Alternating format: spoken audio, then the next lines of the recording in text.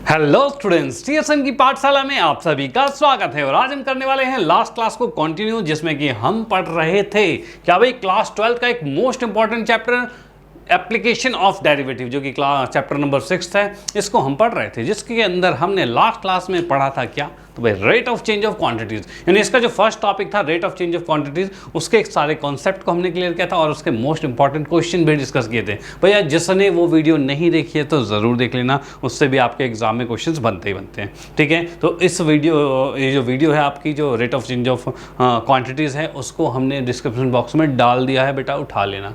ठीक है, यानी पढ़ लेना अगर नहीं पढ़ा है तो। ओके, अदरवाइज पढ़ लिया है तो बड़ी अच्छी बात है, कोई दिक्कत नहीं, चलते जाओ, आगे चलते जाओ। तो यहाँ पर हम पार्ट सेकंड पर आ गए हैं, जिसके अंदर इसी चैप्टर का नेक्स्ट टॉपिक, जो कि मोस्ट इंपॉर्टेंट ये भी है भैया, ये भी आपके एग्जाम में कंफर्म पूछा जाता है, जो कि आपके पास है भाई इंक्रीजिंग एंड डिक्रीजिंग फंक्शन।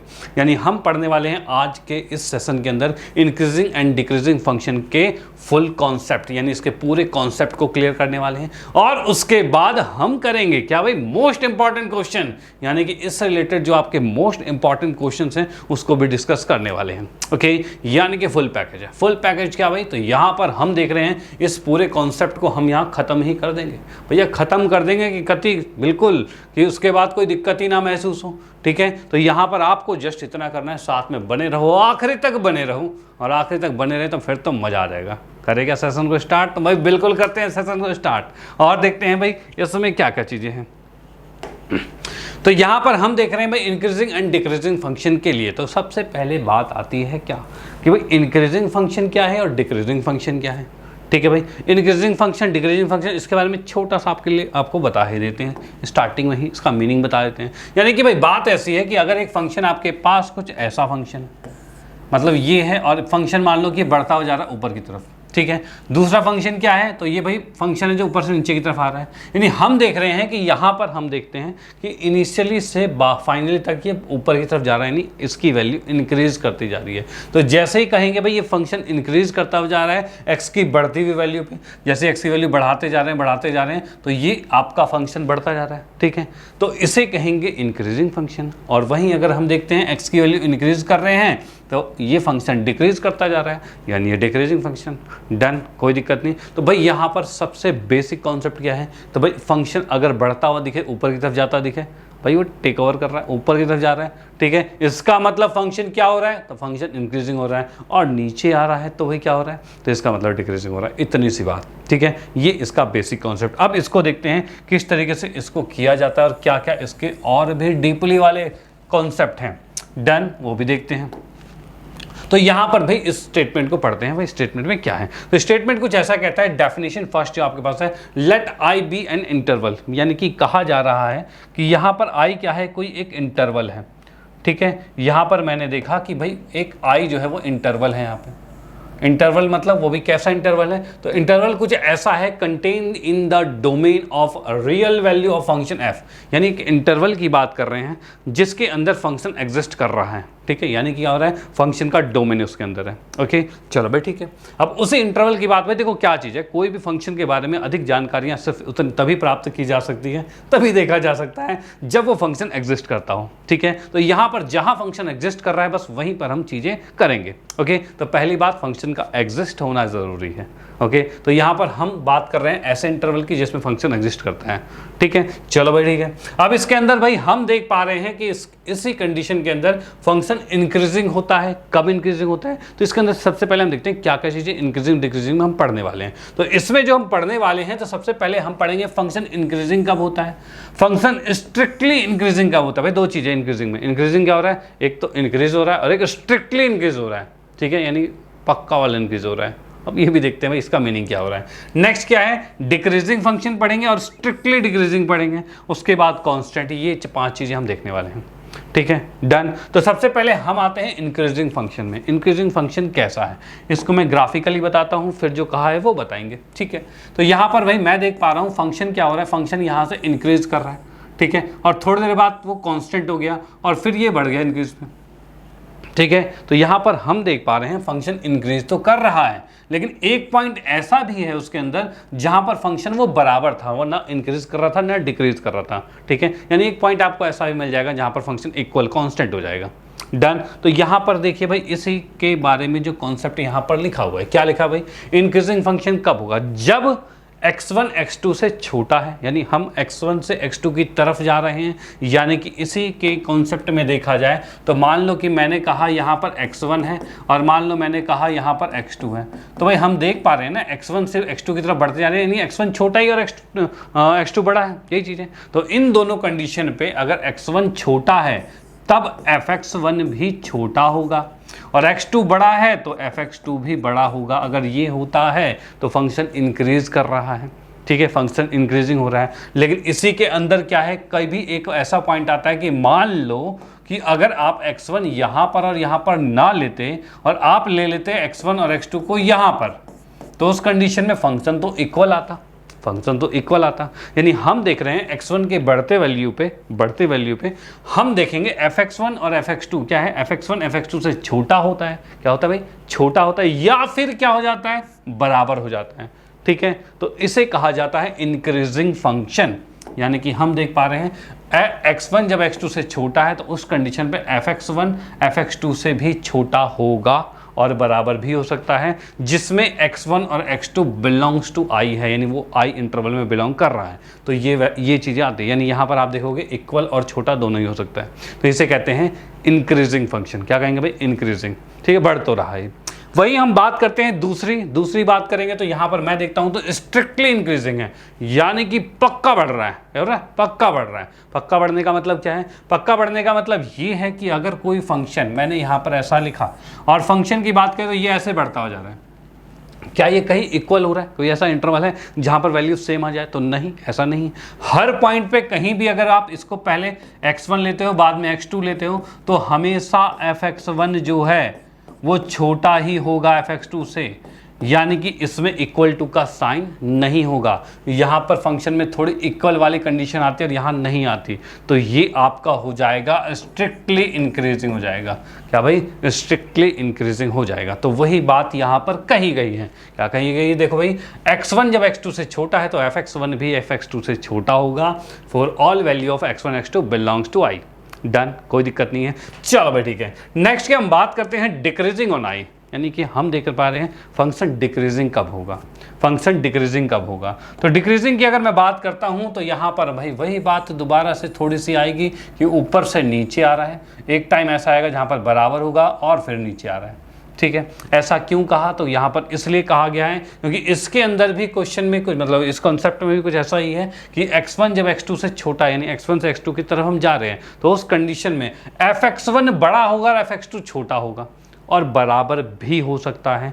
यानी कि हम इसमें कहेंगे कि अगर मैं यहाँ पर x1 पुट करूँ और यहाँ पर x2 पुट करूँ तो यहाँ पर आप देखोगे ये वैल्यू ज़्यादा है और ये वैल्यू कम है, यानी हम कहेंगे fx1 जो है वो बड़ा है और fx2 क्या है, छोटा है, यानी फंक्शन घट रहा है, डिक्रीज कर रहा है फंक्शन, यही हो रहा है। और वहीं अगर मैं x1 x2 को यहाँ ना लेकर और कहाँ लेता, मैं लेता यहाँ और यहाँ पर लेता, x1 x2 लेता, तो उस कंडीशन पे आप देखोगे ये दोनों वैल्यूज सेम आ रही थी, यानी ये इक्वल भी हो सकता है और उसके साथ साथ fx1 बड़ा और fx2 छोटा भी हो सकता है। अगर ऐसी कंडीशन आती है तो इसे कहा जाता है डिक्रीजिंग फंक्शन।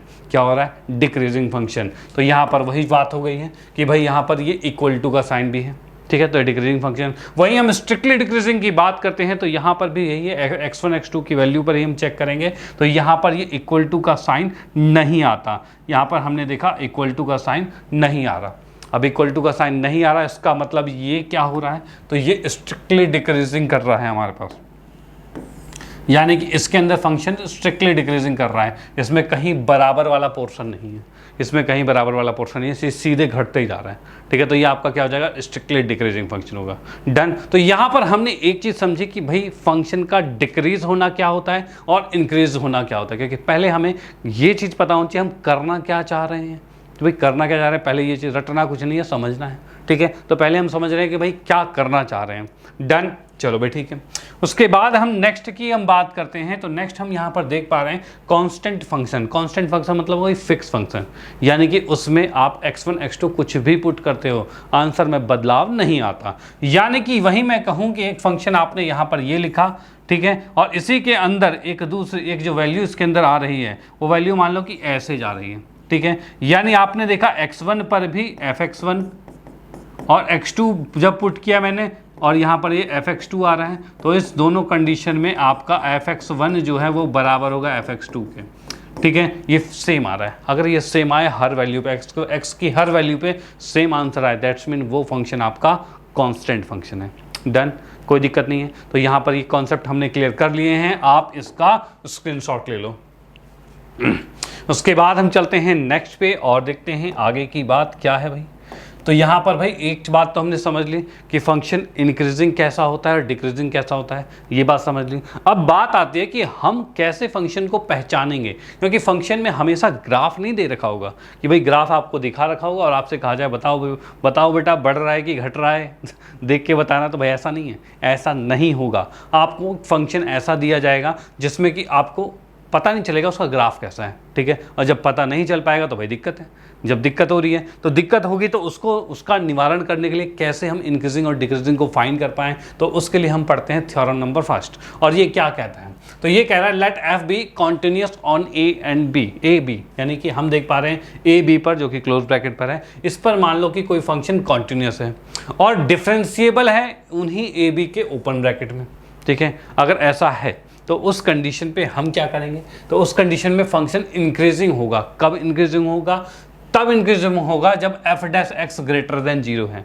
यानी कि आपको क्या करना है, कोई भी फंक्शन है उसका डेरिवेटिव कर लेना, उसका डेरिवेटिव कर लेना, और डेरिवेटिव करते ही अगर वो उसका डेरिवेटिव 0 से ग्रेटर होता है तो हम उसे कहेंगे वो फंक्शन इंक्रीजिंग है, ठीक है। अगर उसी फंक्शन का कोई एक दूसरा फंक्शन है उसका डेरिवेटिव करते हो और वो अगर 0 से लेस आता है, मतलब नेगेटिव आंसर आता है, अगर नेगेटिव आंसर आता है इसका मतलब वो फंक्शन आपका डिक्रीजिंग होगा, ठीक है। और वहीं हम बात करते हैं अगर कोई फंक्शन का आप डेरिवेटिव करते हो और वो 0 आ जाए, ठीक है, तो वो आपका कांस्टेंट फंक्शन होगा, ठीक है। अब बोलोगे सर ऐसा कैसे, हम कैसे माने भाई ऐसा होता है। तो चलो इस बात पर हम थोड़ा सा और गहराइयों में जाते हैं और समझते हैं इस बात को कि कहना क्या है, ये मतलब हो कैसे रहे, ये मुद्दा चल कैसे रहे। तो पहली बात ये है कि जैसे कि कोई भी फंक्शन आपके पास है, मान लो कि ये फंक्शन है, ठीक है, ये फंक्शन आपके पास आ रहा है, ठीक है। अगर मैं इसमें कहूँ कि बताओ भाई क्या इस पॉइंट पे इंक्रीजिंग चल रहा था, क्या इस पॉइंट पे इंक्रीजिंग हो रहा है, भाई कोई एक पॉइंट बताएगा या फिर कोई इंटरवल बताया जाएगा उसमें क्या वो इंक्रीजिंग हो रहा है। अब पॉइंट की बात कीजिए तो ए बढ़ रहा है कि घट रहा है मुझे तो समझ में नहीं आ रहा, क्योंकि भाई अभी ग्राफ दिया हुआ है तो हमें दिख रहा है, अदरवाइज कैसे होगा। तो अदरवाइज हम यहाँ पर इस फंक्शन का डेरिवेटिव कर रहे थे। अरे डेरिवेटिव करने से क्या होता है, तो डेरिवेटिव करने से कि मैं बात बताऊं तो एक चीज़ बिल्कुल याद रखना, समझ के बिल्कुल याद रखना कि कोई भी कर्व जो आपके सामने होता है ना, कोई भी कर्व होता है उसका अगर आप टेंजेंट फाइंड कर रहे हो, टेंजेंट का स्लोप फाइंड करते हो, टेंजेंट का स्लोप फाइंड करते हो, तो आपके पास क्या है, फंक्शन अगर है, अगर कोई भी फंक्शन है इसका आप डेरिवेटिव कर देते हो तो इसे कहा जाता है स्लोप ऑफ टेंजेंट, इसे कहा जाता है स्लोप ऑफ टेंजेंट, ठीक है भाई, स्लोप ऑफ टेंजेंट कहा जाता है। डन, एफ डैश एक्स को। और स्लोप के बारे में और कुछ पढ़ा था हमने, पिछली क्लास में भी पढ़ा था भाई, 11th क्लास में पढ़ा था कि स्लोप को हम टेन थीटा भी कहते हैं भाई, ऐसा कुछ कहा जाता है। डन, कोई दिक्कत नहीं, ओके। अब यहाँ पर देखिए, अगर मैं कहूँ कि इस पॉइंट पे फंक्शन इंक्रीजिंग है कि डिक्रीजिंग है, ठीक है, इस पॉइंट पे फंक्शन इंक्रीजिंग है कि डिक्रीजिंग है, अभी तो मुझे पॉइंट पता है बस। अब पॉइंट का क्या है, पॉइंट की मैं बात करूं कि मान लो कि एक फंक्शन ऐसा जा रहा होता है तब भी ये पॉइंट वही है, मान लो ये पॉइंट यहाँ है तो ये भी तो पॉइंट वही है। अब क्या पता फंक्शन ऐसा है कि ऐसा है, मुझे नहीं पता, लेकिन जैसे ही मैंने इसका स्लोप निकाला, ठीक है, इसको मैं थोड़ा सा और बना देता हूँ, ऐसे कर्व बना देता हूँ ऐसे, ठीक है, अब ये आ गया, ओके।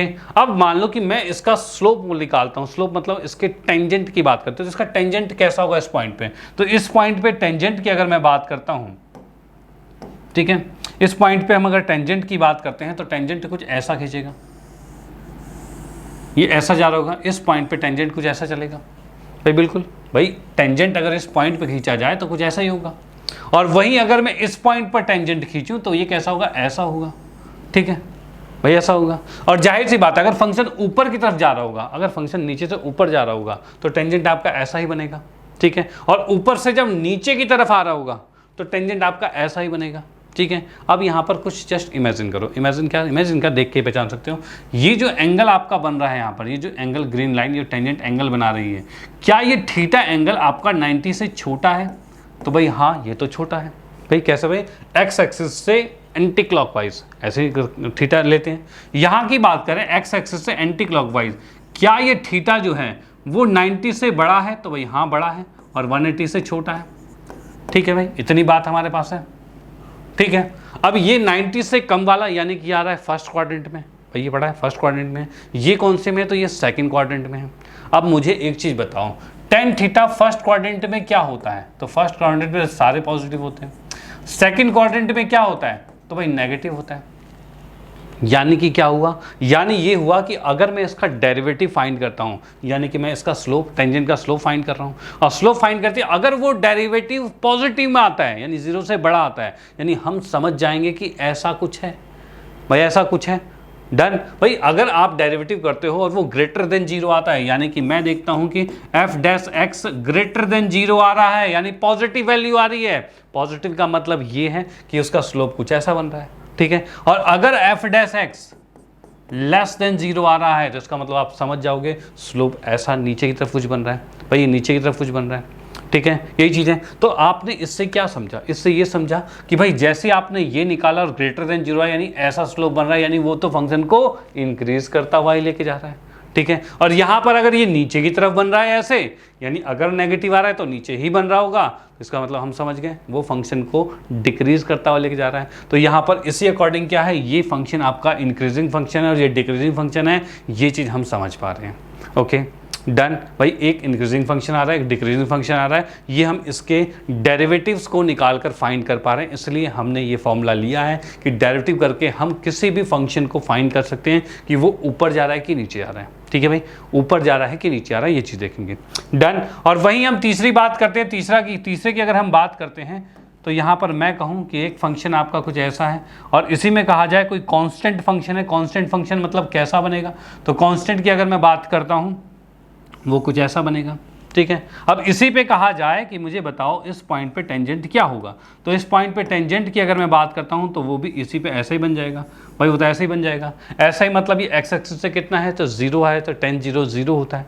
ठीक है, यानी कि अगर आपके सामने डेरिवेटिव 0 आ गया, इसका मतलब वो लाइन सीधे ऐसे आ रही है, और ऐसे का मतलब क्या होता है? ये स्ट्रेट का मतलब क्या हो रहा है? तो भाई कांस्टेंट फंक्शन है। तो यहाँ पे तीन चीज़ें आपके पास है। एक आपके पास इंक्रीजिंग फंक्शन, यहाँ पर हम देख पा रहे हैं, एक आपका ये इंक्रीजिंग है, ये आपका ये डिक्रीजिंग है, और ये आपका ये कांस्टेंट फंक्शन है। ये तीन चीज़ें आपको पता होनी चाहिए। ठीक है भाई, तीन चीज़ें आपके पास है भाई यहाँ पर। तो ये इंक्रीजिंग है, ये डिक्रीजिंग है, और ये कांस्टेंट है। और ये क्यों हो रहा है वो मैंने बिल्कुल क्लियर कर दिया है। आशा करता हूँ समझ में आ गया होगा। तो भाई आप इसके बारे में भाई इसका स्क्रीनशॉट ले सकते हो कि भाई हमने देख लिया कि अगर आप किसी फंक्शन का डेरिवेटिव करते हो और वो 0 से बड़ा आ जाए, तो उस कंडीशन में क्या होगा? उस कंडीशन में वो आपका इंक्रीजिंग फंक्शन होगा। 0 से छोटा आ जाए तो डिक्रीजिंग फंक्शन होगा, और अगर 0 आ गया तो कांस्टेंट फंक्शन होगा। इतनी बात आपको समझ में आ गई? भाई समझ में आ गई तो फटाफट लाइक जरूर कर देना और कमेंट कर दो भाई बिल्कुल मज़ा आ गया, समझ में आ गया। ओके चलो भाई ठीक है, तो ये चीज़ें हमारी यहाँ पर क्लियर होती हैं। इसके बाद हम चलते हैं नेक्स्ट पे। भाई नेक्स्ट की हम बात करते हैं यहाँ पे। इसके बारे में एक छोटा सा कॉन्सेप्ट और बता दूँ। मान लो कि आपके सामने एक फंक्शन है, और फंक्शन कुछ कैसा है? भाई फंक्शन की हम बात करते हैं, ये हमने कोऑर्डिनेट एक्सिस खींच दिया। जैसे साइन फंक्शन है, साइन फंक्शन की बात करें, f(x) इक्वल टू में साइन एक्स है, तो साइन एक्स का ग्राफ कैसा होता है? तो साइन एक्स के ग्राफ की अगर मैं बात करता हूँ, तो ग्राफ की अगर मैं बात करूँ तो कुछ ऐसा फंक्शन होगा, ऐसा ग्राफ होगा भाई, ऐसा ग्राफ होता है साइन का। भाई यही चीज़ होती है। अगर आपसे इसमें कहा जाए कि बताइए फंक्शन इंक्रीजिंग हो रहा है कि डिक्रीजिंग हो रहा है, ठीक है, फंक्शन इंक्रीजिंग हो रहा है कि डिक्रीजिंग हो रहा है, और अगर इंक्रीजिंग है या डिक्रीजिंग है, कांस्टेंट पॉइंट कहाँ पर है? ठीक है भाई, इसमें कांस्टेंट पॉइंट कहाँ पर है, कहाँ पर ये रुक रहा है, कहाँ पर ये फंक्शन फिक्स हो रहा है। तो यहाँ पर क्या चीज़ें, इसमें आप देखोगे कि भाई इसके अंदर 0 से यहाँ तक की बात करें, ये पॉइंट की जो मैंने बोला यहाँ तक, ये आपको कैसे पता चलेगा यहाँ तक है? तो यहाँ पर ये पता ऐसे चलेगा कि अगर आप इस पॉइंट पर स्लोप निकालते हो, भाई मैं कहता हूँ कि अगर आप इस पॉइंट पर स्लोप निकालते हो तो ऐसा निकलेगा। ठीक है, यानी कि इधर आप देख पाओगे कि ये इंक्रीजिंग हो रहा है, यानी इसके लिए फंक्शन का डेरिवेटिव ग्रेटर देन 0 होगा। अगर आप फंक्शन के डेरिवेटिव को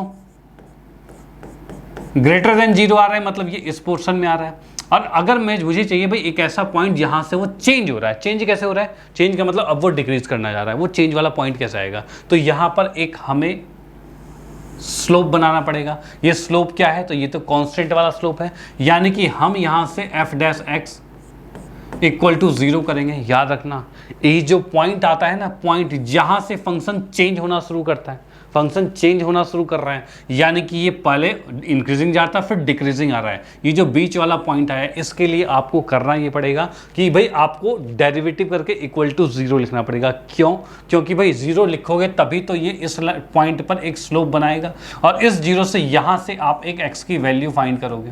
भाई क्या करोगे, एक x की वैल्यू फाइंड करोगे जो कि आपका आएगा क्रिटिकल पॉइंट, क्रिटिकल पॉइंट आएगा।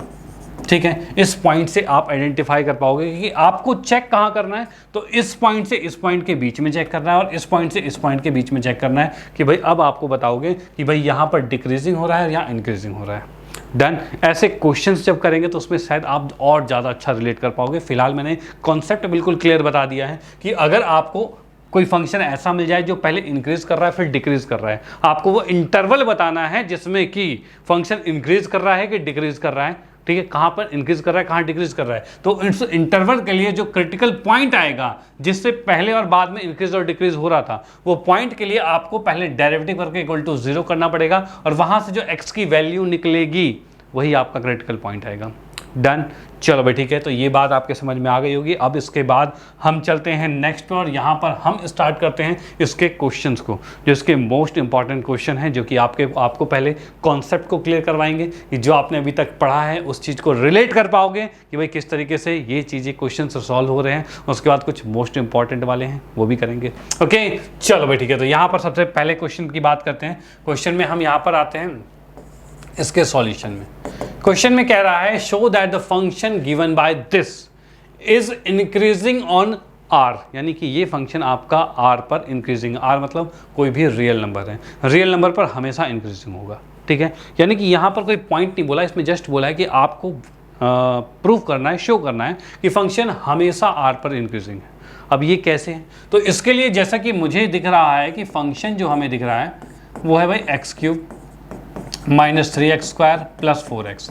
भाई ये चीज़ें अब हमें पता है इंक्रीजिंग अगर होना होगा तो इसका मतलब वो हमेशा उसका डेरिवेटिव ग्रेटर देन 0 होगा, यानी x की सभी वैल्यू पे फंक्शन अगर 0 से बड़ा आपको दिखता हुआ दिख रहा है, ठीक है, मतलब कि दिखाई दे रहा है, तो उस कंडीशन पे ये फंक्शन हमेशा इंक्रीजिंग होगा। ओके, तो इसके लिए क्या हो रहा है, तो यहाँ पर जैसे मैं इसका डेरिवेटिव करता हूँ, भाई मैंने इसका डेरिवेटिव किया, डेरिवेटिव करते ही ये आ रहा है क्या, 3x² आ रहा है, माइनस में 6x है और प्लस में 4 है।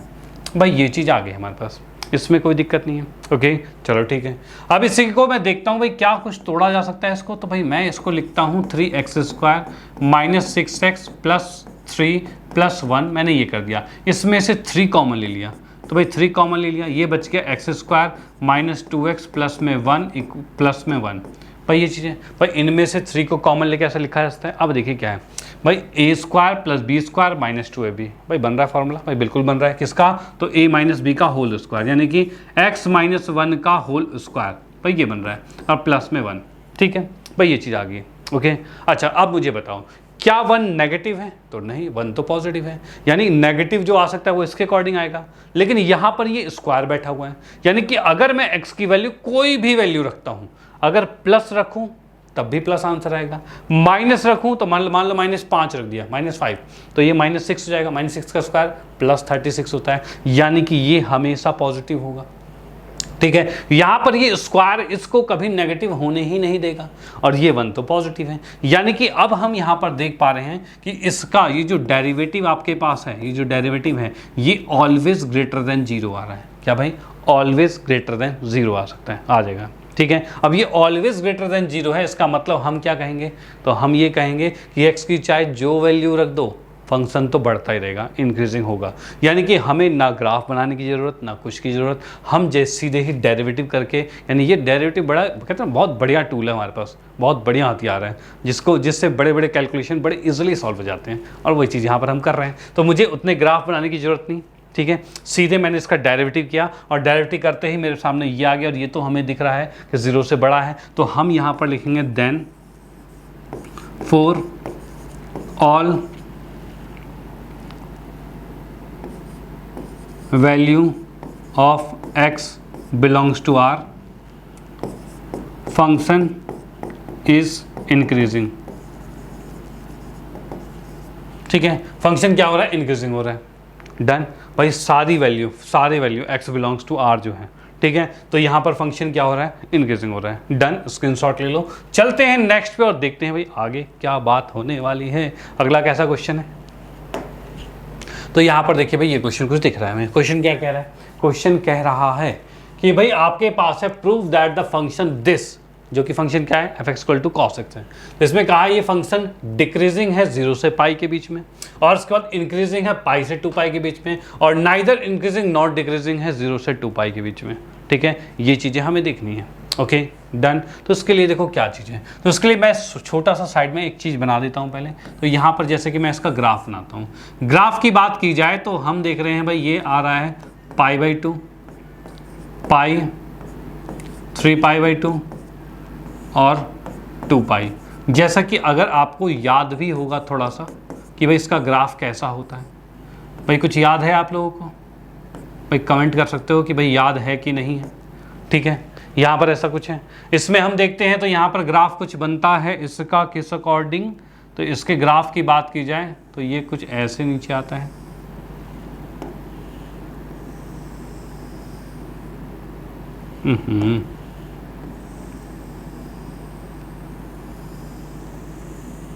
ये इस तरह से जाते जाते हैं, इस तरह से ग्राफ चलता जाएगा चलता जाएगा चलता जाएगा। ठीक है, इस तरह से ग्राफ चलता जाएगा आगे भी। ओके, यही होता है कॉस का ग्राफ, इतना तो पता है भाई। चलो भाई ठीक है, ये हो गया। अब इसमें क्वेश्चन कहा है कि फंक्शन बताओ कि डिक्रीजिंग है, मतलब प्रूफ करना है फंक्शन को कि भाई 0 से पाई में इंक्रीजिंग है। अब देखो 0 से पाई में सॉरी डिक्रीजिंग है। अब देखो अगर आपको ग्राफ आता है तो आप देख के बता दोगे भाई फंक्शन में क्या हो रहा है। तो फंक्शन में आपने देखा यहाँ पर कि 0 की बात करें तो यहाँ पर 1 आंसर था, पाई पे बात करें तो यहाँ पर -1 आंसर है। भाई है कि नहीं है, तो भाई बिल्कुल है। भाई 0 से पाई के बीच में हम देख पा रहे हैं यहाँ से यहाँ तक में फंक्शन क्या हो रहा है, फंक्शन आपका हो रहा है डिक्रीज कर रहा है, बड़ा डिक्रीज कर रहा है, और डिक्रीज कर रहा है तो इसका मतलब ये डिक्रीजिंग फंक्शन हो गया। लेकिन इतनी आसानी से आपको नहीं लिखना भाई, यानी कि इसमें हमें क्वेश्चन को प्रूफ करना है भाई, प्रूफ करना है। ठीक है, तो आपको मान लिया मैंने कि भाई आपको ग्राफ आता है, ग्राफ आते तो आप देख के बता दोगे भाई तो है। ठीक है, ये डिक्रीजिंग फंक्शन है। यही अगर आपका एमसीक्यूज में आता है तो आप देखते ही बता सकते हो फंक्शन डिक्रीजिंग है, क्योंकि आपको बेसिक वाली नॉलेज है कि भाई ऊपर से नीचे आ रहा है तो फंक्शन डिक्रीज करेगा। तो यहाँ पर भाई इसको हम इसके क्वेश्चंस के अकॉर्डिंग सॉल्व करते हैं कि सॉल्यूशन में आते हैं भाई इसको कैसे सॉल्व करेंगे। तो फर्स्ट ए की बात करें तो जो भाई फंक्शन हमारे पास दे रखा है भाई cos x। ठीक है, फंक्शन डिक्रीजिंग करना है। डिक्रीजिंग मतलब क्या होता है, डिक्रीजिंग मतलब ये नेगेटिव आना चाहिए। तो भाई मैं जैसे ही इसका डेरिवेटिव करता हूँ, जैसे इसका डेरिवेटिव करता हूँ तो cos का डेरिवेटिव क्या होता है, तो -sin x होता है। ठीक है भाई, -sin x होता है। और वहीं मैं इसमें बात करता हूँ क्या कि अगर ये इंटरवल 0 से पाई होता है, 0 से पाई, ठीक है, 0 से पाई की अगर हम बात करते हैं तो 0 से पाई के अंदर मैं देखता हूँ तो 0 से पाई यानी कि क्वाड्रेंट की बात की जाए तो भाई 0, π/2 और पाई, यानी फर्स्ट क्वाड्रेंट और सेकंड क्वाड्रेंट। तो मुझे बता दो कि फर्स्ट क्वाड्रेंट में साइन क्या होता है, तो भाई पॉजिटिव होता है। सेकंड क्वाड्रेंट में क्या होता है, सेकंड क्वाड्रेंट में साइन क्या होता है, तो भाई वो भी पॉजिटिव होता है। भाई साइन दोनों में पॉजिटिव होता है। अब साइन दोनों में पॉजिटिव है तो यहाँ पर हम कहेंगे इन interval 0 to pi sine x is positive, ये होता है भाई। भाई यहाँ पर हम देख सकते हैं, एक मिनट, सब कुछ ठीक है भाई, चलो भाई ठीक ही दिख रहा है। यहाँ पर भाई हमने क्या किया, इसको थोड़ा इरेज कर दिया और यहाँ पर भाई मैं बता दिया आपको कि भाई साइन एक्स जो है वो 0 से पाई के अंदर 2 इंटरवल हैं, 2 क्वाड्रेंट है, फर्स्ट क्वाड्रेंट और सेकंड क्वाड्रेंट, दोनों में पॉजिटिव होता है। तो मैंने यहाँ पर लिखा 0 से पाई के टर्म्स में साइन एक्स जो होता है वो पॉजिटिव होता है। तो इस कंडीशन पे हम कहेंगे देन एट 0 to पाई, भाई 0 to पाई पे क्या हो रहा है, फंक्शन जो हमारे पास है, भाई फंक्शन की हम बात करते हैं तो फंक्शन जो हमारे पास है, ठीक है, या फिर इसमें हाँ फंक्शन का डेरिवेटिव ही जो कि हमारा क्या हो रहा है, नेगेटिव हो रहा है। भाई देख लिया हमने, भाई हमने देखा साइन पॉजिटिव है, अगर पॉजिटिव वैल्यू मैं यहाँ पर रखता हूँ तो पॉजिटिव के आगे अगर नेगेटिव लगा दें तो वो तो नेगेटिव हो ही जाएगा, भाई हो जाएगा। तो यहाँ पर जैसे ही मैंने देखा साइन जो है वो पॉजिटिव है इस इंटरवल में, तो पॉजिटिव यहाँ रखा तो उसके आगे नेगेटिव लगाए तो नेगेटिव, यानी फंक्शन जो है 0 से छोटा हो गया, यानी क्या हो गया, 0 से छोटा यानी नेगेटिव हो गया। नेगेटिव का मतलब क्या हो गया, तो फंक्शन जो हमारे पास है तो मैं लिखूंगा function is decreasing at x belongs to, क्या हो रहा है भाई, 0 to पाई। भाई जब x बिलोंग कर रहा है 0 से पाई के बीच पे तो उस कंडीशन में फंक्शन जो है वो डिक्रीजिंग हो रहा है। डन, कोई दिक्कत नहीं, इसका स्क्रीनशॉट ले लो कि भाई ये फर्स्ट पार्ट खत्म होता है। इसके बाद सेकंड पार्ट की हम बात करते हैं। सेकंड पार्ट की मैं बात करता हूं तो यहीं पर मैंने लिखा सेकंड पार्ट। सेकंड पार्ट के अंदर अब कहा गया है पाई से 2 पाई के बीच में, किसमें भाई, पाई से 2 पाई के बीच में। अब देखो क्या है, तो मैं यहां पर लिखूंगा इन इंटरवल पाई से 2 पाई। भाई पाई से 2 पाई का मतलब क्या है, थर्ड क्वाड्रेंट और फोर्थ क्वाड्रेंट, यही है। और थर्ड और फोर्थ में बात करें तो साइन क्या होता है, तो थर्ड और फोर्थ में साइन फंक्शन जो होता है वो नेगेटिव होता है। तो हम यहाँ लिखें interval this sine x is negative. भाई ये क्या होता है, नेगेटिव होता है, और ये नेगेटिव है, इसका मतलब क्या होगा, तो मैं यहाँ पर लिखूंगा देन एफ डैश एक्स। देखो क्या चीज़ है, अगर मैं नेगेटिव वैल्यू यहाँ पर लिखता हूँ और उसके आगे माइनस लगा दूँ तब तो वो पॉजिटिव हो जाएगा। तो उस कंडीशन में मैं यहाँ पर लिखूँगा कि ये ग्रेटर देन 0 हो रहा है at x belongs to real number, real number नहीं सॉरी, यहाँ पर एक इंटरवल हमें दे रखा था जो कि है पाई से 2 पाई। भाई इस पर हो रहा है तो यहाँ पर हम लिखेंगे देन एफ एक्स इज, क्या हो रहा है भाई, तो इंक्रीजिंग फंक्शन हो रहा है, increasing at x belongs to pi से 2 पाई। डन भाई, इसमें कोई दिक्कत वाली बात नहीं, ये चीज़ यहाँ पर क्लियर होता है, स्क्रीनशॉट ले लो। चलते हैं नेक्स्ट पे और देखते हैं अगला वाला थर्ड सी पार्ट क्या कहता है। ओके चलो, तो सी पार्ट की बात करते हैं। तो सी पार्ट के लिए भाई यहाँ पर कहा है कि 0 से 2 पाई की बात करनी है, 0 से 2 पाई की बात। अब मैं कह रहा हूँ 0 से 2 पाई के लिए क्या हो रहा है, तो भाई मैंने देखा 0 से पाई में तो डिक्रीजिंग है और पाई से 2 पाई में क्या है, इंक्रीजिंग है। भाई पहले डिक्रीजिंग देन इंक्रीजिंग, तो यहाँ पर मैं इसमें लिख दूंगा थर्ड पार्ट में। भाई थर्ड पार्ट की बात की जाए तो यहाँ पर लिखेंगे function is decreasing in interval 0 से pi and increasing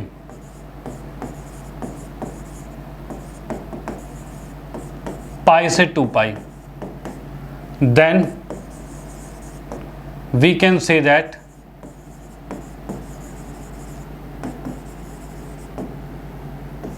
at pi से 2 पाई, यानी कि पाई से 2 पाई पे क्या होगा, फंक्शन इज नाइदर।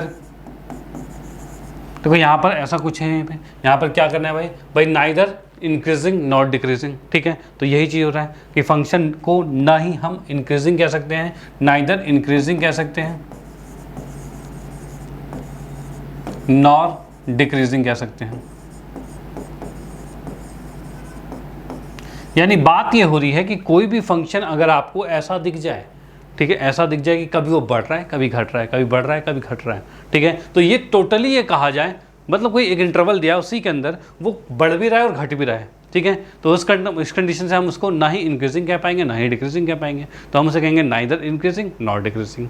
डन। अगर उसी में एक ऐसा इंटरवल दिया गया जिसके अंदर प्रॉपर वो डिक्रीज कर रहा है या प्रॉपर इंक्रीज कर रहा है, तो इसका मतलब वो क्या हो जाएगा, वो फंक्शन इंक्रीजिंग होगा या डिक्रीजिंग होगा, ठीक है। यानी दोनों चीज़ें नहीं चाहिए हमें, ऐसा नहीं भाई कि दोनों चीज़ें हो रही है, बढ़ भी रहा हो घट भी रहा हो, नो, ऐसा हो रहा है तो भाई दिक्कत वाली बात है। इसीलिए यहाँ पर हम क्या देख रहे हैं कि यहाँ पर ये फंक्शन 0 से पाई तो आपका डिक्रीजिंग था, पाई से 2 पाई, देख पा रहे हो 0 से पाई की हम बात करें तो यहाँ से घट रहा है, पाई से 2 पाई ये बढ़ रहा है, लेकिन 0 से 2 पाई कहा जाए तो पहले घट रहा है फिर बढ़ रहा है, यानी कि थर्ड पॉइंट में हमने लिखा नाइदर इंक्रीजिंग नॉट डिक्रीजिंग।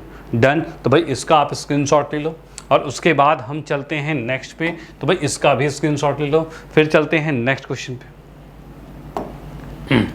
हाँ जी, तो अगला क्वेश्चन कुछ हमारे पास ऐसा है कि find the interval in which function given by F X equal to this, भाई ये फंक्शन हमारे पास है। तो ये इंक्रीजिंग कब है और डिक्रीजिंग कब है, इसका इंटरवल फाइंड करना है। यानी कि आप साफ शब्दों में लिख रहे हो, शुरू में ही लिखा हुआ है फाइंड इंटरवल्स। भाई ऐसे इंटरवल्स आपको बताने हैं जहाँ फंक्शन इंक्रीज हो रहा है और डिक्रीज हो रहा है, ठीक है। यहाँ पर हमें क्या ऐसे इंटरवल्स बताने हैं, ठीक है। अब ये ऐसे इंटरवल्स कैसे फाइंड होंगे, तो इसके लिए सबसे पहले मैं इसमें लिखता हूँ सॉल्यूशन। चलो भाई, अब देखो क्या है, जब भी आपको इंटरवल फाइंड करना होता है ना, उसके लिए हम इसको पहले डेरिवेटिव्स के इक्वल टू में 0 लिखते हैं। तो पहले मैंने फंक्शन को लिखा, फंक्शन हमारे पास क्या है, तो फंक्शन है 4x का cube minus 6x square minus में 72x प्लस 30। भाई पहले तो ये फंक्शन है, उसके बाद हमने इसका डेरिवेटिव किया। तो डेरिवेटिव करते ही क्या आएगा, 4 3 जा 12x स्क्वायर होगा, माइनस में 6 2 जा 12x होगा और माइनस में 72 है, ठीक है भाई। ये चीज़ हमारे सामने आ गई, ओके चलो ठीक है। अब इसके बाद हम क्या करेंगे, तो इसके इक्वल टू में 0 रखेंगे और फाइंड करेंगे इसका क्रिटिकल पॉइंट, ठीक है। और वो क्रिटिकल पॉइंट क्या आएगा, तो मैं देख पा रहा हूँ इसमें से 12 कॉमन लिया जा सकता है। तो ये एक्स स्क्वायर माइनस में x और प्लस में माइनस में 6 इक्वल टू 0, भाई ये आ रहा है, ये नीचे चला गया 0 हो गया, ठीक है। अब इसको मैं फैक्टर करूं, तो फैक्टर करने की बात की जाए तो इसको फैक्टर किया जा सकता है x, भाई इसको कैसे कर सकते हैं, -3 और -2, भाई ये किया जा सकता है, -3 और -2 किया जा सकता है। और एक मिनट, -3 और +2, भाई ये करेंगे ना, -3 और +2। तो -3 और +2 की बात हम करें तो भाई मैंने लिखा x square -3x plus 2x minus 6 equal to 0, ठीक है। अब इसमें से x हमने कॉमन लिया तो ये x -3 आ रहा है, और यहाँ से 2 कॉमन लिया तो x -3 आ रहा है, और इस कंडीशन से हमारे पास x -3 और x प्लस 2, भाई ये दो चीज़ आ गई। और यहाँ से अगर मैं वैल्यूज़ निकालना चाहूँ तो दोनों को अलग अलग 0 के सामने रखोगे तो x की वैल्यू जो आ रही है वो +3 आएगी और -2 आएगी, भाई ये दो वैल्यू आ रही है, ठीक है। तो यहाँ से हमने क्रिटिकल पॉइंट निकाल लिया, ठीक है, जो कि पॉइंट्स का हैं 3 और -2 आई है। अब इसके बाद क्या करना है, तो इसके बाद मैंने एक लाइन खींची ऐसे, ठीक है, एक लाइन खींचा। लाइन खींचने के बाद यहाँ पर जो दो वैल्यूज़ हैं उनको रखेंगे, तो ये भाई मैंने रखा एक -2 और एक 3। ये कैसी लाइन है, तो ये नंबर लाइन है, समझ लो, ठीक है। इसके में लेफ्ट की बात की जाए तो -∞ आएगा, राइट की बात की जाए तो +∞ आएगा, ठीक है। तो यहाँ पर जो इंटरवल्स हमारे सामने आ रहे हैं, तो इंटरवल्स कैसे आ रहे हैं, तो हम इसमें देख पा रहे हैं देन इंटरवल्स क्या हैं, ये आपका हमारे पास आ चुका है। फर्स्ट हमारे पास है -∞ से -2, भाई ये एक इंटरवल है। दूसरा हमारे पास क्या है, -2 से 3। तीसरा क्या है, 3 से ∞। भाई ये चीज़ें, भाई ये तीन चीज़ें हमारे पास सामने आ चुके हैं, ओके। भाई क्या आ रहा है, -3 से -2, -2 से 3, 3 से ∞, ये तीन इंटरवल आ गए हैं, ठीक है। अब हमें इस तीन इंटरवल में चेक करना है कि भाई फंक्शन नेगेटिव आ रहा है कि पॉजिटिव आ रहा है, क्योंकि इसने क्वेश्चन में क्या कहा था, फर्स्ट पॉइंट के लिए इंक्रीजिंग बताओ और सेकंड पॉइंट में डिक्रीजिंग बताओ, ठीक है। तो भाई मैं यहाँ पर देख पा रहा हूँ सबसे पहले कि भाई मेरे सामने जो f'(x) है, f'(x) है वो क्या आया है, तो f'(x) की बात हम कर रहे हैं, तो इसी को फैक्टर करके हमने ये लाया है ना, और इसी को फैक्टर करके ये लाया है। मतलब मुझे जो इसको इंटरवल चुनना है, इंटरवल में जो नेगेटिव पॉजिटिव देखना है वो किसके अकॉर्डिंग देखना है, तो इसके लिए मैं यहाँ पर देखूंगा, भाई मैंने लिख दिया f(x) इज इक्वल टू में x -3 और x प्लस 2 इंटू में 12 भी लिख दिया मैंने, जैसे कि ये चीज़ थी ना पूरी, इसी को इस तरीके से लिख दिया। अब हमें क्या करना है, हमें देखना है इस इंटरवल में ये f'(x) जो है, ये f'(x) था ना, भाई ये f'(x) ही है ना, ठीक है। अब हमें देखना है इस इंटरवल में ये आपका पॉजिटिव आ रहा है कि नेगेटिव आ रहा है, ठीक है। तो भाई मैं इसके अकॉर्डिंग जब चेक करता हूँ, तो अगर मैं इनके बीच की कोई वैल्यू लेता हूँ, बीच की वैल्यू का मतलब क्या है, कोई एक आसान सी वैल्यू ले लो ना, मुश्किल में मत जाना, आसान से में जाना। कैसे भाई, -2 से ∞ के बीच में, तो भाई क्या आएगा, तो -3 क्या आ सकता है। तो मैं अगर यहाँ लिखता हूँ -3, तो -3 रखते ही ये -6 हो जाएगा, यानी -3 रखते हैं ये -6 हो जाएगा, यानी कि मैं देख पा रहा हूँ कि माइनस साइन आ रहा है पहले में, दूसरे में -3 रखते हैं इसमें भी माइनस साइन आ रहा है, तो यानी माइनस माइनस क्या होता है, मल्टीप्लाई होके, क्योंकि मल्टीप्लाई में है ना, मल्टीप्लाई होते ही ये क्या आ रहा है, तो पॉजिटिव आ रहा है। तो मैं यहाँ पर फाइनली देख पा रहा हूँ कि इस कंडीशन में हमारे पास जो फंक्शन है f'(x) जो है वो ग्रेटर देन 0 आ रहा है, क्योंकि ये भी माइनस, ये भी माइनस, माइनस माइनस प्लस, यानी ग्रेटर देन 0 आ रहा है।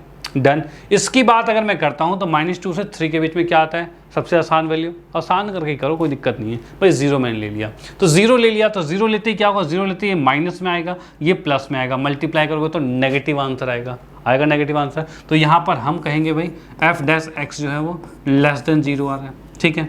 अब उसके बाद मैं इसकी बात करता हूँ, यहाँ पर इसकी बात करता हूँ, 3 से इन्फिनिटी के बीच की बात करते हैं। तो 3 से इन्फिनिटी के बीच में आसान सी वैल्यू, तो मैंने 4 ले लिया, ठीक है। अब 4 अगर मैं यहाँ पर लेता हूँ तो 4 लेते ही ये पॉजिटिव और ये भी पॉजिटिव, दोनों पॉजिटिव आएंगे भाई। 4 में से 3 गया, एक पॉजिटिव का बचा, 4 + 2 6, ये भी पॉजिटिव का है, यानी पॉजिटिव आ रहा है, यानी कि मैं यहाँ पर लिख सकता हूँ f' जो है वो >0 आ रहा है। तो भाई अब फाइनली क्या चीज़ है भाई, ये डेरिवेटिव तो हमारे पास यहाँ था ही, चेक करने के लिए मैंने यहाँ पर लिखा था। अब फिलहाल हम देखते हैं कि भाई इसके अंदर 2 इंटरवल ऐसे हैं जो कि पॉजिटिव वैल्यू शो कर रहे हैं और एक नेगेटिव कर रहे हैं, ठीक है। अब जैसा कि क्वेश्चन के अंदर कहा गया था फर्स्ट में, ए पार्ट में, भाई इंक्रीजिंग बताओ, इंक्रीजिंग का इंटरवल।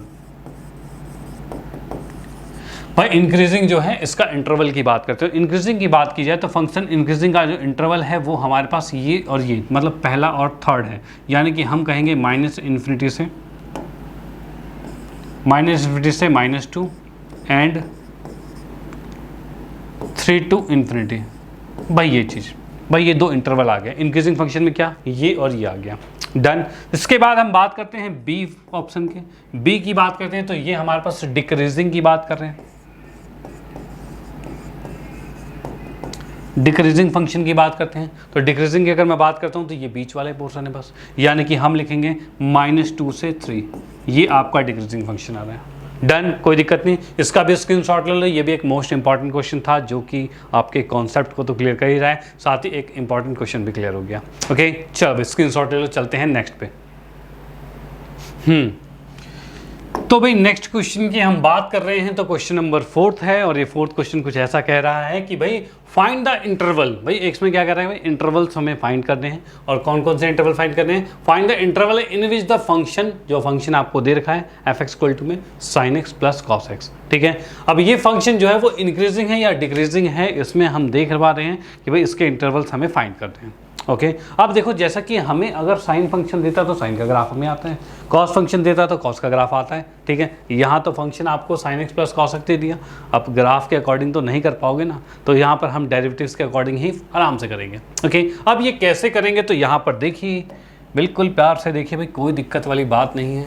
सॉल्यूशन में हम यहाँ पर आते हैं, तो सॉल्यूशन की मैं बात करता हूँ तो f(x) में sin x + cos x है, यही है। तो भाई मैंने यहाँ पर लिखा भाई फंक्शन हमें दे रखा है f(x) = sin x + cos x है, ठीक है। अब इसमें हम करेंगे क्या, तो भाई इसका डेरिवेटिव करते हैं। भाई डेरिवेटिव जैसे ही मैंने किया तो इस साइन का डेरिवेटिव होता है cos x और cos का डेरिवेटिव होता है -sin x। भाई ये चीज़ हो गई है, इसमें कोई दिक्कत नहीं है, डन भाई, इसमें कोई दिक्कत नहीं है, चलो भाई ठीक है। अब उसके बाद हम देख पा रहे हैं इसके अंदर हमें इंटरवल्स फाइंड करने हैं जहां पर फंक्शन जो है इंक्रीजिंग हो रहा है या डिक्रीजिंग हो रहा है। जब भी कहें ना इंटरवल फाइंड करना है तो उस कंडीशन में आपको डेरिवेटिव करके इसके =0 लिख के हमें क्रिटिकल पॉइंट्स फाइंड करने पड़ेंगे, और वो कैसे होंगे, तो यहाँ देखिए भाई, इसको =0 रखा, अब मैं यहाँ पर cos x लिखता हूँ, इस साइन को उस साइड लेके जाऊँगा तो ये sin x हो जाएगा, ठीक है। अब cos को नीचे डिवाइड में लेके जाएं तो 1 = में sin/cos हो जाएगा, भाई हो जाएगा बिल्कुल। अब भाई sin/cos क्या होता है, तो ये tan x है, = में 1 है। अब मुझे बताओ tan 1 कब होता है, भाई tan 1 कब होता है, तो tan की अगर हम बात करते हैं तो tan के ग्राफ में भी अगर देखें तो हमें पता है tan 1 45 यानी π/4 पर होता है, पहली बात ये, ठीक है। भाई यहाँ पर हम देख पा रहे हैं ग्राफ जो हमारे पास 10 का होता था, तो इसमें हम कहते थे भाई ये π/2 था, ये पाई था, ये 3π/2 है, और ये क्या है, ये 2π है। देखो इसी के अंडर में हमें चलना है, ठीक है। अब ग्राफ की अगर मैं बात करूँ तो ग्राफ इसका कुछ ऐसा ऊपर जाता है और ये नीचे आता है, ठीक है। फिर उसके बाद यहाँ से नीचे से ये जा रहा है और यहाँ से ऊपर जा रहा है, ठीक है। फिर नीचे से ये जा रहा है और यहाँ से ऊपर जा रहा है। अब इसमें वैल्यू जो है 1, वैल्यू 1 की बात करें तो 1 कहाँ आ रहा है, भाई इसमें मैं देखता हूँ वैल्यू जो ऐसे 1 है, 1 कहाँ आ रहा है, एक तो यहाँ आ रहा है, एक तो यहाँ आ रहा है, और भाई देखो 0 से 2π के बीच में 2 जगह आ रहा है, कहाँ आ रहा है, एक तो हमारे पास सिर्फ सीधे यहाँ पर आ रहा है जो कि आ रहा है π/4, एक यहाँ पर आ रहा है जो ये क्या होगा, तो π + π/4 है, π + π/4 2 जगह आ रहा है, ठीक है। तो यहाँ पर मैं जो देखता हूँ भाई कि भाई x की वैल्यू क्या आएगी, तो यहाँ से हम लिखेंगे x इक्वल टू कितना आ जाएगा, तो यहाँ से x की वैल्यू π/4 आ सकती है, या फिर आ सकती है पाई प्लस π/4, भाई ये आ सकती है, जिसे हम लिख सकते हैं π4 इंटू में पाई 4π प्लस पाई 5π, यानी मैं इसको लिख सकता हूँ क्या भाई 5π/4, भाई ये लिख सकता हूँ। डन। यानी हमने यहाँ पर देखा x की दो वैल्यू दिख रही हैं, π/4 और 5π/4, ये दो पॉइंट्स आए हैं। इसी पॉइंट्स पर हम इसके इंक्रीजिंग या डिक्रीजिंग फाइंड कर पाएंगे, ठीक है, इसी पॉइंट के अकॉर्डिंग। अब ये कैसे, तो भाई मैंने यहाँ पर पहले तो इसको इरेज किया, इससे तो हमने देख लिया था भाई कोई भी कन्फ्यूज़न जो थी पॉइंट के रिगार्डिंग वो हमने यहाँ से क्लियर किया ग्राफ से, ठीक है। तो यहाँ पर भाई मैं देख पा रहा हूँ इसी के अंदर ये जो दो पॉइंट है इसको फिर से हम नंबर लाइन पर रखेंगे। भाई ये नंबर लाइन मैंने रखा और नंबर लाइन के अकॉर्डिंग क्या हो गया, तो ये -∞ हो गया और ये +∞ हो गया, ठीक है। इधर देखें तो ये है हमारे पास π/4 है और यहाँ पर बात की जाए तो ये 5π/4 है, ठीक है। इतनी बात हो गई है, ओके। अब यहाँ पर जो इंटरवल्स हैं तो यहाँ पर हम लिखेंगे जो इंटरवल्स इसने कहा है, भाई इंटरवल्स जो कहे हैं, तो इंटरवल्स की बात करें तो फर्स्ट इंटरवल हमारे पास आ रहा है -∞ से π/4। सेकेंड इंटरवल की बात करें तो ये आ रहा है भाई π/4 से 5π/4 और थर्ड इंटरवल की बात करें तो ये हमारे पास आ रहा है भाई 5π/4 से और इन्फिनिटी, भाई ये चीज़ आ रही है। डन, कोई दिक्कत नहीं, ओके। अब देखिए यहाँ पर हमारे पास फंक्शन क्या था, f' क्या था, तो भाई ये था f' ये था। अब हमें इस इंटरवल के बीच की कोई सी वैल्यू उठानी है, इसमें रखकर हमें चेक करना है कि ये पॉजिटिव शो कर रहा है कि नेगेटिव शो कर रहा है। तो भाई इसके वो कोई सा आसान सी वैल्यू रखनी है, ठीक है। तो यहाँ से मैं बात करता हूँ -∞ से π/4, तो इसके बीच में 0 भी आता है, तो हाँ आता है, 0 पर चेक करते हैं। 0 पर जैसे ही मैंने चेक किया इसको, तो 0 पर cos 0 क्या होता है, तो 1 होता है, ठीक है। sin 0 क्या होता है, तो 0 होता है, यानी 1 - 0 दैट इज़ 1, जो कि 0 से ग्रेटर होता है। यानी कि इस इंटरवल में कहा जाए तो f' जो है वो ग्रेटर देन 0 आ रहा है, ठीक है, ये आ गया। सेकंड की हम बात करते हैं यहाँ से यहाँ तक में, भाई ये वैल्यू है, यानी π/4 से 5π/4 तक जा रखा है, ठीक है। तो इसके बीच में 90 भी आता है, 90 आता है, तो भाई हाँ आता है। तो भाई इसके बीच में अगर 90 यानी π/2 आता है, ठीक है। तो π/2 पे अगर मैं इसको चेक करता हूँ तो cos 90 कितना होता है, तो 0 होता है, भाई होता है। sin 90 कितना होता है, तो 1 होता है। तो भाई इसके अकॉर्डिंग देखा जाए तो ये 0 है -1, इट्स मीन आंसर है -1, यानी कि इस इंटरवल में आपके पास आ रहा है f' लेस देन 0 आ रहा है, ठीक है भाई, ये चीज़ आ गया। डन। भाई इसी के अंदर देख पा रहे हो, अगर मैं 90 रखता हूँ भाई f', अगर मैं रखता हूँ cos 90 माइनस में sin 90, तो इस कंडीशन में ये आपका 0 हो रहा है और ये -1, यानी ये -1 आ रहा है जो कि लेस देन 0 है, इसलिए मैंने वहाँ रखा है। डन, बात समझ में आ गई होगी, क्लियर हो गया होगा सबके। अब इसके बाद थर्ड पॉइंट की बात करते हैं। थर्ड पॉइंट में इसके अंदर क्या है, 5π/4 से इन्फिनिटी की मैं बात कर रहा हूँ, 5π/4 से इन्फिनिटी, इससे बड़ी वैल्यू क्या होगी, तो ये क्या है आपके पास, तो ये आपके पास है भाई पाई यानी 180 और उससे ज़्यादा 45 ज़्यादा यानी 225 आ रहा है, ठीक है। उससे ज़्यादा तो सबसे आसान किस पर चले जाएं, सीधे 360 पर चले जाओ, ठीक है। 360 पर अगर आप जाते भी हो, 360 पर जाते हो तो 360 की अगर मैं बात करता हूँ वहाँ पर, ठीक है, तो इस कंडीशन में यहाँ पर भाई मैं कह सकता हूँ, क्या कह सकता हूँ, 360 में 360 पे साइन 360 क्या होता है, तो 0 होता है, ठीक है। और वहीं अगर मैं cos 360 की बात करता हूँ तो वो कितना होता है, 1 होता है। तो cos 360 1 है और ये कितना है, 0 है, ठीक है भाई। cos 360 की बात करें तो भाई आंसर वही होता है जो 0 पर होता है, ठीक है। अगर बात कर रहा हूँ इससे ज़्यादा मतलब 360 2π पे जा रहे हैं, इससे ज़्यादा मतलब 2π पर जा रहे हैं, और 2π और 0 सेम आंसर देता है, ठीक है। इसलिए आपको ऐसा नहीं कि 2π याद करना पड़ेगा, कुछ याद नहीं करना है आपको, 2π यानी 0 सेम चीज़ें। तो 0 की बात करी जाए 2π, मैंने 2π लिया यानी 0, वही आंसर आएगा, यानी cos 0 1 होता है और ये क्या होता है, 0 होता है, 1 - 0 1 ही आएगा, यानी इसके अंदर भी आपका जो इंटरवल आ रहा है वो आ रहा है ग्रेटर देन 0 आ रहा है, ठीक है। अब क्वेश्चन में कहा था कि अब इंटरवल बताइए कि कब इंक्रीज हो रहा है और कब डिक्रीज हो रहा है, तो मैं यहाँ पर लिखूंगा क्या कि भाई function is increasing in interval. कौन कौन से इंटरवल्स में हो रहा है, तो भाई -∞ से π/4 एंड 5π/4 से इन्फिनिटी, इसके बीच में इंक्रीजिंग हो रहा है क्योंकि ये पॉजिटिव शो कर रहे हैं, ओके। नेक्स्ट की हम बात करते हैं एंड, यहीं पर लिख दिया and function is decreasing in interval किस में डिक्रीजिंग है, तो भाई इस वाले में, यहाँ पर लिखा भाई मैंने π/4 से 5π/4, इसके बीच में क्या हो रहा है फंक्शन, तो इसके बीच में फंक्शन हमारा हो रहा है डिक्रीजिंग। डन, स्क्रीनशॉट लो, क्वेश्चन ये भी यहाँ पर फिनिश होता है, ये भी एक मोस्ट इंपॉर्टेंट क्वेश्चन था। उसके बाद चलते हैं नेक्स्ट क्वेश्चन पे और देखते हैं अगला वाला आपका मोस्ट इंपॉर्टेंट कौन सा क्वेश्चन है। हाँ जी, तो ये आपके पास आता है नेक्स्ट क्वेश्चन और अगला क्वेश्चन कुछ ये कहना चाह रहा है, prove that the function given by this is neither strictly increasing not decreasing. ना ये स्ट्रिक्टली इंक्रीजिंग हो रहा है ना ही डिक्रीजिंग हो रहा है।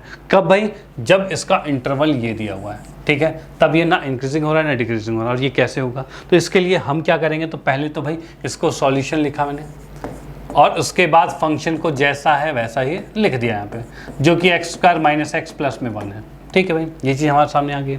ओके, अब उसके बाद क्या होता है, तो यहाँ पर हम देख पा रहे हैं, इसका पहले मैं डेरिवेटिव करता हूँ तभी फाइंड कर पाऊंगा कि क्या इंक्रीजिंग क्या डिक्रीजिंग। ठीक है, तो यहाँ पर भाई मैंने देखा, तो यहाँ पर देख लिया, तो ये इसका डेरिवेटिव है 2x - 1 आ रहा है। ठीक है, अगर मैं इसके इक्वल टू में 0 रखूँ, इसके इक्वल टू में 0 रखता हूँ, तो इसके इक्वल टू में अगर 0 रखता हूँ तो यहाँ से क्रिटिकल पॉइंट जो आएंगे 2x इक्वल टू में 1 यानी x इक्वल टू में 1/2 आ रहा है। ठीक है, यानी इस अकॉर्डिंग जो हमारे पास ये लाइन थी, ठीक है, लाइन की बात करें तो यहाँ पर जो हमारे पास पॉइंट था, तो पॉइंट में हम देख पा रहे हैं एक पॉइंट है आपके पास -1 और एक पॉइंट हमारे पास है क्या +1 और इसके बीच में एक पॉइंट आया है जो कि 1/2 आया है। ठीक है भाई, 1/2 एक क्रिटिकल पॉइंट आया बीच में। ठीक है, अब यहाँ पर जो हमारे पास इंटरवल्स हैं, तो हम यहाँ करेंगे देन जो हमारे पास इंटरवल्स हैं, फर्स्ट हमारे पास आ गया भाई -1 से 1/2 और सेकंड इंटरवल जो आ गया हमारे पास वो क्या है हमारे पास, तो 1/2 से +1। भाई ये 2 इंटरवल है। ओके डन, अब हमें चेक करना है क्या इन, देखो क्या चीज़ें, ये बोल रहा है नाइदर इंक्रीजिंग नॉट डिक्रीजिंग। ठीक है, ना इंक्रीज कर रहा हो ना डिक्रीज कर रहा हो। इसका मतलब ये है कि भाई अगर दोनों के दोनों इंक्रीजिंग शो कर गए तो फंक्शन इंक्रीजिंग होगा, अगर दोनों डिक्रीजिंग शो कर गए तो फंक्शन डिक्रीजिंग होगा, क्योंकि क्वेश्चन में हमें पूरे का पूछा है, आधे आधे का नहीं पूछा, पूरे का पूछा है। पूरा का मतलब पूरा फंक्शन इंक्रीजिंग हो या पूरा डिक्रीजिंग हो, यही चीज़ होगा। तो यहाँ पर हम देखेंगे दोनों में अगर इंक्रीजिंग आ गया तो फंक्शन इंक्रीजिंग होगा, दोनों में डिक्रीजिंग आ गया तो डिक्रीजिंग होगा, और अगर एक में इंक्रीजिंग और एक में डिक्रीजिंग आ गया तब तो गड़बड़ हो गई। तो इस फंक्शन में -1 से 1 तक के बीच में 2 चीज़ें मतलब शो कर रहा है, इंक्रीजिंग और डिक्रीजिंग भी, तब हम इसे कहेंगे neither increasing not decreasing. Okay, तो इसके लिए भाई मैंने यहाँ पर चेक किया इन दोनों के बीच की वैल्यू। अब -1 से 1/2 के बीच में क्या आता है, कोई एक आसान सा नंबर, आसान सा ही लो, दिक्कत ना है बस। तो भाई क्या है इनके बीच में, तो भाई 0 आता है, तो 0 रख के देखते हैं। तो 0 अगर मैंने यहाँ पर रखा तो 0 रखते ही ये पूरा फंक्शन जो है, जो डेरिवेटिव वो -1 शो करेगा, यानी इसके बीच में फंक्शन जो है, ठीक है, इसके बीच में फंक्शन जो है मतलब f' जो है वो <0 आ रहा है, मतलब ये डिक्रीजिंग शो कर रहा है इसके बीच में।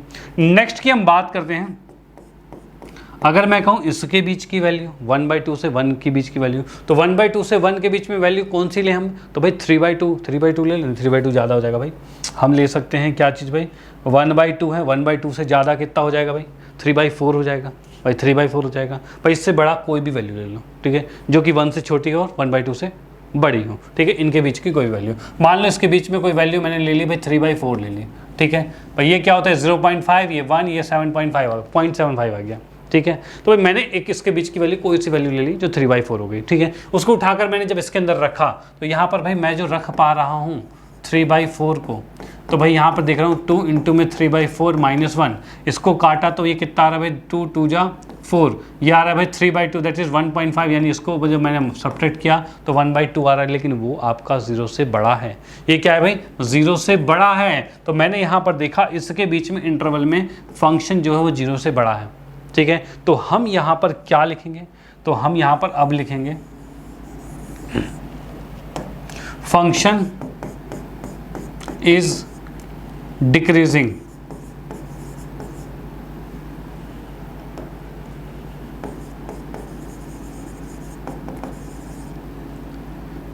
इन इंटरवल कौन सा भाई, -1 से 1/2 एंड इंक्रीजिंग 1/2 से 1 में। ठीक है,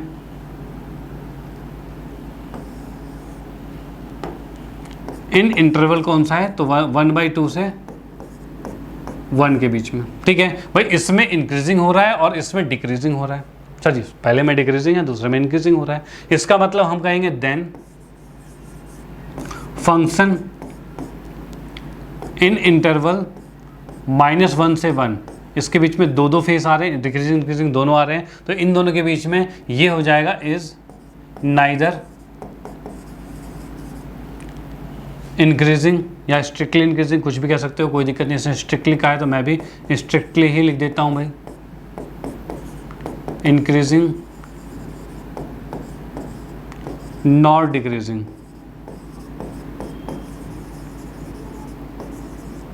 डन, कोई दिक्कत नहीं। आप इसका भी स्क्रीनशॉट ले लो। क्वेश्चन नंबर 5 भी यहाँ फिनिश होता है, यानी यहाँ पर कुछ जो मोस्ट इंपॉर्टेंट क्वेश्चन थे वो आपके क्लियर हो गए हैं, साथ ही साथ कॉन्सेप्ट भी यहाँ पर क्लियर हो गए हैं। अगर चीज़ें आपको अच्छी लगी है तो भाई लाइक ज़रूर कर देना, ठीक है, कि भाई जिससे कि हमारा कॉन्फिडेंस भी बढ़ता रहे कि हाँ बच्चे को समझ में आ रहा है।